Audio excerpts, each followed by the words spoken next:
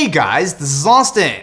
I set out with a simple goal, to find the cheapest brand new computer that I could find on Amazon, and well, this is what I've got. And big shout out to LastPass for sponsoring today's video. This is the GooLeak GPC Wintel Mini PC. Now as you can see, it's pretty mini. So the main idea here is that for $100, this is going to be a fully functional computer. So it's not going to be a bare bones, you don't need to install Windows, everything should come all ready to go. Oh, here we go. We've got the technical specifications.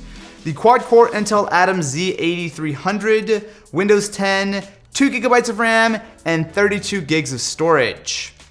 For $100, as I was saying, this guy is about as small as it gets. So what we're getting here is a full-fledged desktop computer. You're gonna be getting USB ports, HDMI, really rattly plastic, but it actually does come in this nice aluminum chassis. We get a HDMI cable. Wow, that's actually really nice. You also get what looks like to be the power adapter. So one of the nice things about this guy is that even though it is included in the box, it just runs off of a standard 5-volt micro USB. So in theory, you could run this off of something like a battery bank or even like a normal phone charger. Hardware-wise, there's really not a lot to the GooLeak Mini PC. So it does have that aluminum build, but if you come around back, what you're going to find is a full-size USB 3.0 port, a USB 2.0 port, the micro USB for power, HDMI out, as well as a headphone jack and a micro SD card slot. And that micro SD card is going to be important because with only 32 gigs of storage, you're definitely going to want to expand that. I will say one thing, it immediately recognizes that I'm using a 120 Hz monitor and it's actually using the full refresh rate. That's kind of cool. Oh God, what? Did I crash it? So one quick monitor swap later, we have a fully working PC. All those weird issues actually had nothing to do with the computer. And once we get in here, I mean, everything seems to be working fine. And one of the big issues though is that we're running a full Windows 10 PC with only 2 gigs of RAM. So say you want to do something simple like watch some YouTube. Well, if we come over to the channel and try to load up a page, you're going to see that things slow down quite a bit. Most of that is because we only have 2 gigs of RAM.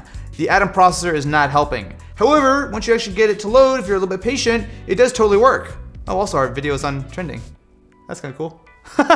We might not have speakers, but you can see that 1080p video, especially on YouTube, does play back just fine. Now what's cool is that even though this is going to be a lower end PC, you're actually getting a GPU that is theoretically capable of pushing a 4K display. Although, that's probably not the greatest idea. You know, I actually think that there's a lot that we can do with this PC. But before we do that, I want to give a huge shout out to LastPass for sponsoring this video. It's almost like it's a perfect sort of fit for when you get a brand new PC and you want to have all your passwords and all your logins in one place. Funny how that happened. Not like we planned it or anything. I've personally been using LastPass for over 5 years now at this point. Now what you're getting here is something that's going to allow you to get all of your passwords all under one secure umbrella.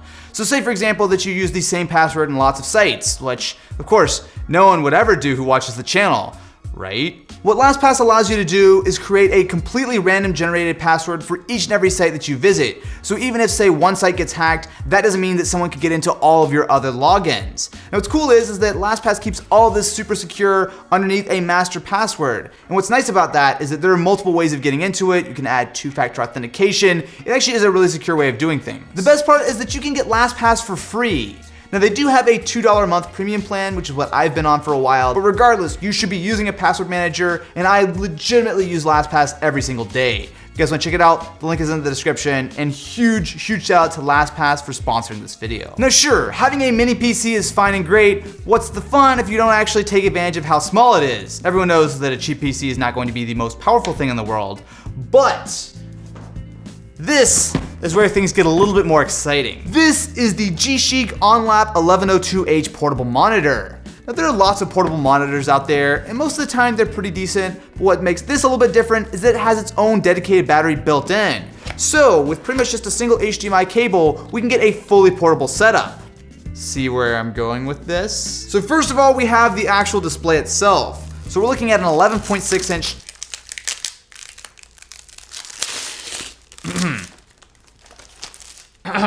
We're looking at an 11.6 inch 1920 by 1080 panel. Plenty bright enough and especially plenty sharp enough to be able to handle our GooLeak Mini PC. So with our G-Chic monitor up and running, this is our questionably useful setup. So first of all, we have the GooLeak PC. Now connected to that is our Samsung T3 SSD, which is going to have all of our Steam games on it. It's being powered by this Mi power bank. We also have the monitor, which normally would be running on its own power, except that it was not charged. So we have it connected to another battery bank.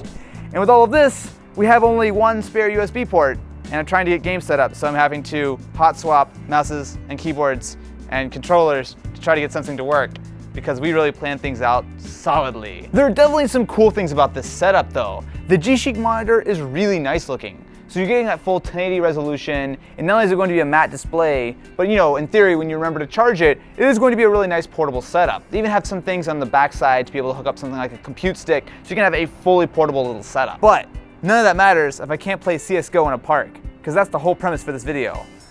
Please tell me that this is actually going to let me load it. So we're into the menu. I cranked all the settings down and it looks like we're actually loading. It actually should work in theory. I've done a lot of testing with Csgo. Usually when we have like a really low end system, that's sort of the first game I go to actually see if it will work.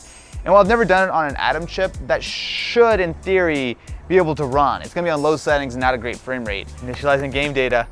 I don't think I've ever seen Csgo take 5 minutes to load, but that's fine. Who cares how long it takes to load? It just matters, can we actually play the game or not? Oh no! No! Csgo.exe has stopped working right before the load finished. Oh, I feel that right here. So what did we learn? We learned that the GuLeak is a pretty decent PC as long as you don't ever try to play a game on it. So I'm curious, what do you guys think about the $100 GuLeak mini PC? I'm sure you will have lots of very insightful comments about this entire video. So definitely be sure to let me know in the comments below. And of course, definitely be sure to go check out LastPass at the link in the description. Anyway guys, thank you so much for watching. I'm going to go cry myself to sleep over not being able to play a game right now.